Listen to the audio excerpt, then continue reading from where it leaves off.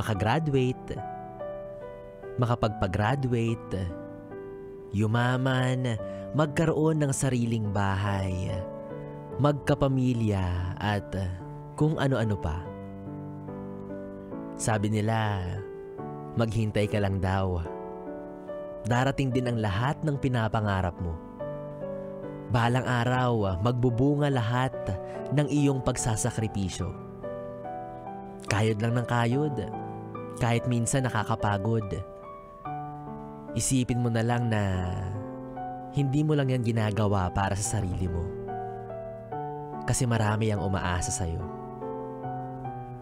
Alam ko naman na kating-kati ka na.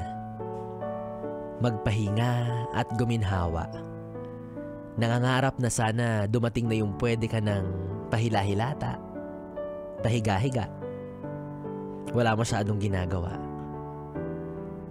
Pero alam mo ba na sa taglay mong sipag at dedikasyon, promise, malapit nang mangyari lahat ng yun. Kaya kung kating-kati ka na, magkamot ka muna.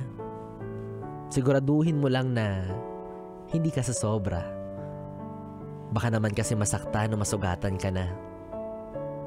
Kaya tuloy lang sa masarap na pagkamot.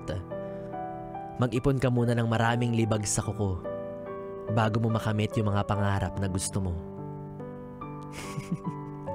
Anyways, Bibi, alam ko nakaka-relate ka, kaya naman tuloy-tuloy ang ating kwentuhan tungkol sa usapin na yan. Muli ako ang Bibi mo sa radyo, DJ B-Boy Bibo. Pwede mong makatabi hanggang mamayang alas 12 para pa rin sa ating Bibi Time. Dito pa rin sa 101.1 Yes FM. 101.1 Yes FM.